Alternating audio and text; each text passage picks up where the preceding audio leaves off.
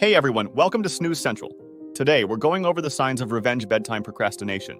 Be sure to watch until the end so you can accurately determine whether you have it and learn how to overcome it. Before we get into the video, make sure to check out the link in the description for one of my best recommendations for getting better sleep at night. Now let's get straight into the video. What is revenge bedtime procrastination? Ever found yourself unable to resist the urge to start a new TV series late at night or endlessly scroll through social media despite feeling exhausted? Welcome to the world of revenge bedtime procrastination, a phenomenon that's more common than you might think. Essentially, it's what happens when we deliberately delay going to bed to engage in leisure activities, trying to steal back some personal time that our hectic lives deny us. So what's really going on in our heads when we choose to binge watch a series instead of sleeping? At the heart of revenge bedtime procrastination is a need for control. Throughout the day, many of us are on a tight schedule, governed by the demands of work, family, or school. When the evening rolls around, it feels like it's finally time for us. It's our moment to decide what we want to do, and often, we choose to stay up. This nightly rebellion is a psychological response to the lack of freedom we experience during the day. Think of it as taking back the night because the day isn't ours to control. It's a way to handle stress that, ironically, can create more stress. By putting off sleep, we're not just delaying rest. We're claiming a time when no one expects anything from us. We're protecting a sacred, quiet space from the intrusions of daily responsibilities. However, while it might feel liberating to ignore bedtime, the trade-off is less restorative sleep, which is crucial for mental and physical health.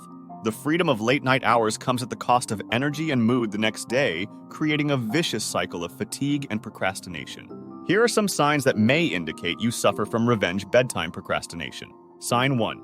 Regularly delaying bedtime. One of the most telling signs that you're caught in the cycle of revenge bedtime procrastination is consistently pushing back your bedtime. It's not just about staying up late occasionally, it's a habitual choice to delay sleep for activities that could wait until tomorrow. Whether it's diving into a late-night series, scrolling through every corner of the internet, or starting a new book at midnight, these aren't spur-of-the-moment decisions, they're patterns. Here's the kicker. You know you're tired. Your body is practically begging for sleep, but your brain has other plans. It's like you're on autopilot, clicking next episode or opening a new tab without a second thought. And it's not because these activities are particularly urgent or fulfilling, it's just your way of clawing back some me time.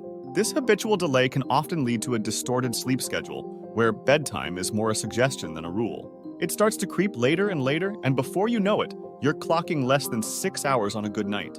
The constant negotiation with the clock, telling yourself just another 15 minutes, becomes a nightly routine. Recognizing this sign is crucial because it's the first step in breaking the cycle. It's about noticing that just a little longer has turned into a significant barrier to a good night's sleep and questioning what you're really gaining from that extra time awake. Sign 2. Lack of sufficient sleep. Another glaring sign of revenge bedtime procrastination is consistently not getting enough sleep. It's one thing to choose to stay up late now and then, but it's another to cut into your essential sleep night after night.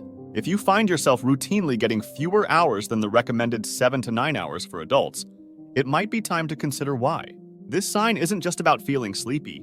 It's about the knock-on effects of insufficient sleep that can impact your entire day. Think about how you feel in the morning. Is it a struggle to drag yourself out of bed?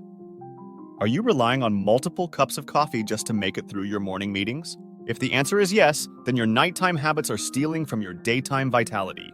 It's easy to underestimate the power of a good night's rest, but sleep is crucial for everything from your mood to your immune system. When we skimp on sleep, we're not just facing a groggy morning. We're potentially setting ourselves up for long-term health issues. Plus, sleep deprivation can make it harder to manage stress, which ironically might be one of the reasons you're staying up late in the first place. Recognizing this continuous trade-off between evening leisure and daytime functionality can be a wake-up call.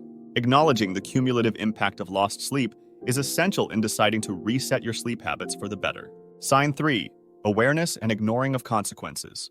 The third sign of revenge bedtime procrastination might be the most paradoxical. It involves being fully aware of the negative consequences of staying up late, yet choosing to do it anyway.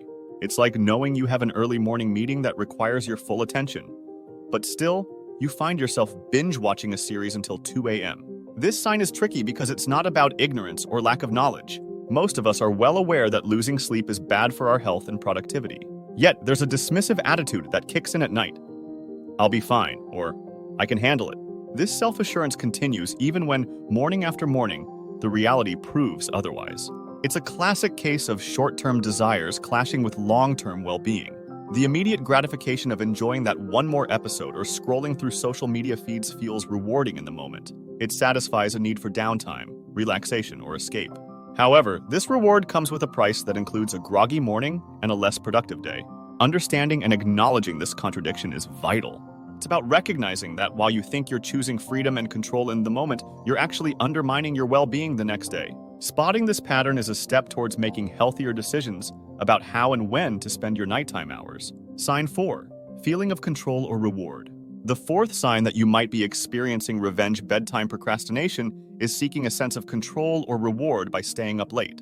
This is particularly prevalent among those who feel their days are overly structured or controlled by others. When night comes, it feels like it's finally your time to call the shots. This feeling of control can be incredibly satisfying. After a day filled with meetings, errands, and obligations, the night offers a blank slate where you can do whatever you please. It's not just about the activities you choose, watching a favorite show, playing a video game, or reading a book. It's about the autonomy in choosing to do them at that specific time. The reward comes in the form of personal enjoyment and relaxation, a stark contrast to the day's demands.